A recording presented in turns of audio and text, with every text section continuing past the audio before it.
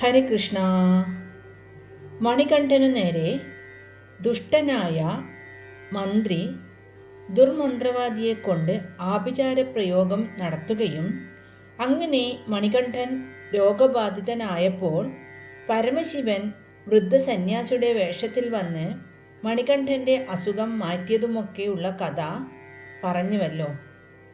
അങ്ങനെ ദുർമന്ത്രവാദിയെക്കൊണ്ടു ചെയ്യിച്ച ആഭിചാരപ്രയോഗം വിഫലമായെന്നതറിഞ്ഞ് മന്ത്രി നിരാശാഭരിതനായി. സ്വന്തം സ്ഥാനം ഉറപ്പിക്കാൻ ഉടനെ എന്തെങ്കിലും ചെയ്തേ മതിയാവൂ എന്ന് മന്ത്രി തീരുമാനിച്ചു. മണികണ്ഠനെ ഇല്ലാതാക്കണം. എല്ലാ ആശങ്കകളും അകറ്റാൻ അതേയുള്ളൂ ഒരു മാർഗം. രാജധാനിയിൽ തനിക്കുള്ള സ്ഥാനമാനങ്ങൾ മുമ്പെന്ന പോലെ തുടർന്നും നിലനിർത്തണം. അതിനായി മന്ത്രി ഒരു പദ്ധതി ആസൂത്രണം ചെയ്തു. ഒരു ദിവസം രാജാവ് സ്ഥലത്തില്ലാതെ തക്കം നോക്കി മന്ത്രി റാണിയുടെ അരമനയിലേക്ക് ചെന്നു. അവിടെ തോഴിമാരുമായി സല്ലപിക്കുന്ന റാണിയുടെ അടുത്തേക്ക് മന്ത്രി നടന്നു ചെന്നു. മന്ത്രിയെ കണ്ട റാണി ചോദിച്ചു, "എന്താ മന്ത്രി, വിശേഷിച്ചെന്തെങ്കിലും ഇല്ലാതെ മന്ത്രി എൻ്റെ അടുത്തേക്ക് വരിക പതിവില്ലല്ലോ?" റാണിയുടെ ചോദ്യം കേട്ട് മന്ത്രി അടുത്തു നിൽക്കുന്ന തോഴിമാരുടെ നേരെ ഒന്ന് നോക്കി. അപ്പോൾ തോഴിമാർക്ക് മന്ത്രിക്ക് എന്തോ റാണിയോട് പറയാനുണ്ടെന്ന് മനസ്സിലായി. ഉടൻ തന്നെ തോഴിമാർ അവിടെ നിന്ന് ദൂരേക്ക് നടന്നുപോയി. മറ്റാരും അടുത്തില്ലെന്ന് ഉറപ്പുവരുത്തിയിട്ട് മന്ത്രി ചോദിച്ചു, "ഇവിടെ നടക്കുന്ന ഗൂഢാലോചനയൊന്നും റാണി അറിയുന്നില്ലേ? അതോ അറിഞ്ഞില്ലെന്ന് നടിച്ചിരിക്കുകയാണോ?" "മന്ത്രി എന്താ പറയുന്നത്? എനിക്ക് മനസ്സിലാകുന്നില്ല.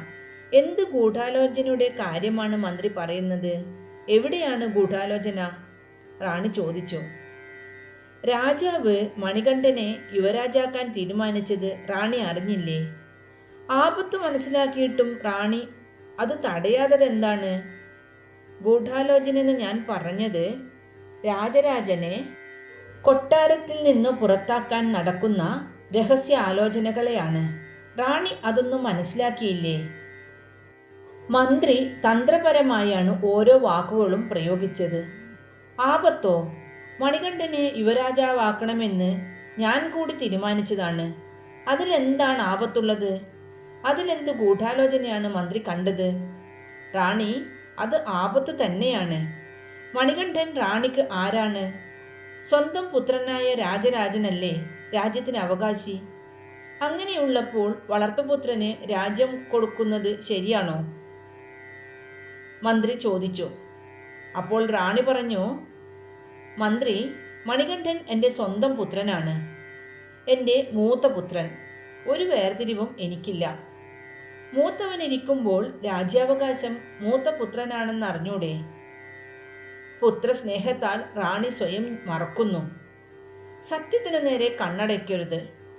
റാണി പ്രസവിച്ച പുത്രൻ ജീവനോടെ ഇരിക്കുമ്പോൾ പ്രസവിക്കാത്ത പുത്രന് രാജ്യം നൽകുന്നത് അനീതിയാണ്.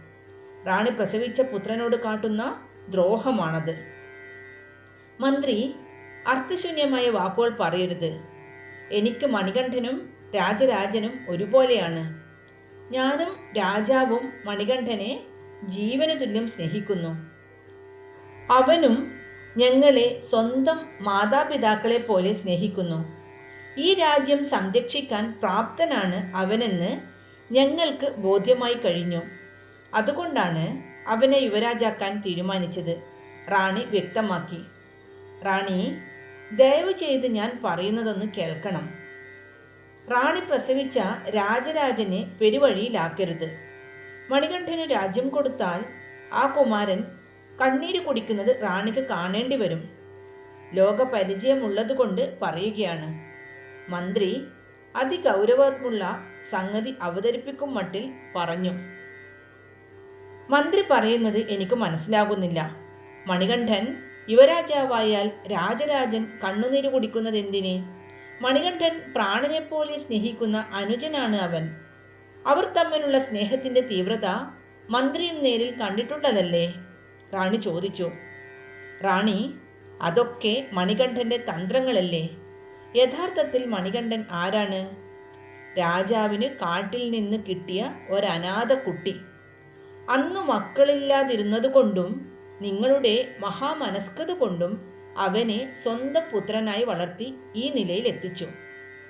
അവനെ സൈന്യാധിപനുമാക്കി. അത്രയും പോരെ? മണികണ്ഠൻ ബുദ്ധിമാനാണ്, പഠിച്ച കള്ളനുമാണ്.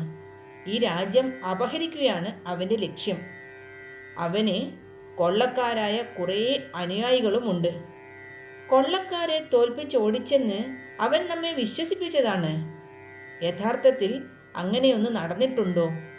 അനേകം കൊള്ളക്കാരെ ബാലനായ മണികണ്ഠൻ ഒറ്റയ്ക്ക് ആക്രമിച്ച് തുരത്തിയെന്ന് പറഞ്ഞാൽ ആര് വിശ്വസിക്കും? രാജാവിൻ്റെ പ്രീതി നേടാനായി അവൻ നടത്തിയ ഒരു നാടകമാണിത്. റാണിയുടെ നെറ്റി ചുളിഞ്ഞു. മണികണ്ഠൻ എന്തിനിങ്ങനെ ഒരു നാടകം നടത്തണം? രാജ്യം സ്വന്തമാക്കാൻ, അല്ലാതെന്തിനാ? പ്രജകളെയും അവൻ കയ്യിലെടുത്തിരിക്കുകയാണ്. രാജ്യം അവൻ്റെ അധീനതയിലായാൽ രാജാവ് ജീവിച്ചിരിക്കുന്നിടത്തോളം കാലം അവൻ നിങ്ങളെ സ്നേഹിക്കുന്നതായി നടിച്ചേക്കും. അതിനുശേഷം അവൻ്റെ തനിനിറം കാണേണ്ടി വരും. റാണിയുടെ ഓമനപുത്രൻ രാജരാജനെ അവൻ ഈ കൊട്ടാരത്തിൽ വാഴിക്കില്ല. റാണിയും അവനൊരു ഭാരമാകും. നിങ്ങൾ ഈ രാജ്യത്തിൽ പോലും കഴിയാൻ അവൻ അനുവദിച്ചെന്ന് വരില്ല. മന്ത്രി എന്താണീ പറയുന്നത്? നിഷ്കളങ്കനായ കുമാരനെ കുറിച്ചാണോ ഇതൊക്കെ പറയുന്നത്? റാണി ചോദിച്ചു. ഈ നിഷ്കളങ്കത അവൻ്റെ നാട്യമാണ് റാണി. മണികണ്ഠനിൽ ഗൂഢമായ ചില രഹസ്യങ്ങളുണ്ടെന്ന് ഞാൻ മനസ്സിലാക്കിയിട്ടുണ്ട്. ഈ രാജകുടുംബത്തിൻ്റെ കുറെ ചോറുണ്ടവനാണ് ഞാൻ. വരാൻ പോകുന്ന ആപത്ത് മനസ്സിലായതുകൊണ്ട് അത് തടയേണ്ടത് വിശ്വസ്ത സേവകനെന്ന നിലയിൽ എൻ്റെ കടമയാണ്. അതുകൊണ്ടാണ് മുന്നറിയിപ്പായി ഞാനിത് റാണിയെ അറിയിക്കുന്നത്. റാണിക്കോ റാണി പ്രസവിച്ച പുത്രനോ ഇങ്ങനെയൊരു ദുരന്തമുണ്ടാകുന്നത് എനിക്ക് സഹിക്കാനാവില്ല. ആപത്ത് സംഭവിച്ച ശേഷം വിലപിച്ചിട്ട് കാര്യമില്ല. ആപത്ത് വരാതെ നോക്കുകയാണ് മിടുക്ക്. റാണിയുടെ മനസ്സിന് ചാഞ്ചാട്ടമുള്ളതായി മന്ത്രിക്ക് മനസ്സിലായി. മന്ത്രി ഉത്സാഹത്തോടെ തുടർന്നു. ഞാനിത് രാജാവിനോട് പറഞ്ഞില്ല. പറഞ്ഞാലും അദ്ദേഹം വിശ്വസിക്കില്ല. മണികണ്ഠൻ ഏതോ ആഭിചാര പ്രയോഗത്താൽ രാജാവിനെ വശീകരിച്ചു വെച്ചിരിക്കുകയാണ്. നഷ്ടം സംഭവിക്കാൻ പോകുന്നത് റാണി പ്രസവിച്ച രാജരാജനാണ്. അതുകൊണ്ടാണ് ഞാൻ റാണിയെ എല്ലാം അറിയിക്കുന്നത്. എനിക്കിത് വിശ്വസിക്കാനാവുന്നില്ല മന്ത്രി. മണികണ്ഠനെ യുവരാജാവായി അഭിഷേകം ചെയ്യാൻ തീരുമാനമെടുത്തു കഴിഞ്ഞു. ഇനി അത് വേണ്ടെന്ന് എങ്ങനെ പറയും? വേണ്ടെന്ന് പറഞ്ഞാലും രാജാവ് അത് കേൾക്കുമെന്ന് ഉറപ്പുമില്ല. റാണി വിഷണ്ണയായി. വേണ്ടെന്ന് പറഞ്ഞാലും രാജാവ് അത് കേൾക്കില്ലെന്ന് ഉറപ്പാണ്. അത്ര ബലത്തതാണ് അവൻ്റെ ആഭിചാര പ്രയോഗം. എൻ്റെ രാജരാജന് ദോഷം വരുന്നതൊന്നും സംഭവിക്കരുത്. അതിനെന്താണ് നാം ചെയ്യേണ്ടത്? രാജ്ഞി ചോദിച്ചു. മന്ത്രി അല്പം ഒന്ന് ആലോചിക്കുന്നത് പോലെ അഭിനയിച്ചു. എന്നിട്ട് പറഞ്ഞു, ഞാനൊരു സൂത്രം പറയാം. മണികണ്ഠനെ ഈ രാജ്യത്ത് നിന്ന് അകറ്റണം. തൽക്കാലം ഈ അഭിഷേകം നടക്കരുത്. അതിന് ഞാൻ പറയുന്നത് പോലെ റാണി ചെയ്താൽ രാജരാജന് ദോഷമൊന്നും സംഭവിക്കില്ല. പറയൂ, ഞാൻ എന്താണ് ചെയ്യേണ്ടത്? റാണി ചോദിച്ചു. സഹിക്കാനാവാതെ വയറുവേദന ഭാവിച്ച് റാണി രാജാവിനെ പരിഭ്രമിപ്പിക്കണം. ബാക്കി കാര്യം ഞാൻ നോക്കിക്കൊള്ളാം. എത്ര വൈദ്യന്മാർ വന്നു ചികിത്സിച്ചാലും വേദനയ്ക്ക് കുറവില്ലെന്നേ പറയാവൂ. മന്ത്രി സൂത്രം ഉപദേശിച്ചു കൊടുത്തു. ഇല്ലാതെ അസുഖം ഉള്ളതായി ഭാവിക്കുന്നത് മൂലം എന്തെങ്കിലും കുഴപ്പമുണ്ടാകുമോ? റാണി സംശയമുന്നയിച്ചു. ഒരു കുഴപ്പവുമില്ല. ഈ സൂത്രം മൂലം നമ്മുടെ രാജരാജൻ സുരക്ഷിതനായി തീരും. എനിക്കത്രയും മതി. റാണിയുടെ അഭിനയമായിരിക്കും നമ്മുടെ പദ്ധതി വിജയിപ്പിക്കുന്നതെന്ന് ഓർമ്മ വേണം, മന്ത്രി പറഞ്ഞു. സ്വപുത്രൻ്റെ നന്മയെ കരുതി റാണി അതിന് സന്നദ്ധയായി. തൻ്റെ പരിശ്രമം ഫലം കണ്ട സംതൃപ്തിയോടെ മന്ത്രി അവിടെ നിന്നും വിടവാങ്ങി. ഹരേ കൃഷ്ണ. സ്വാമി ശരണമയ്യപ്പ.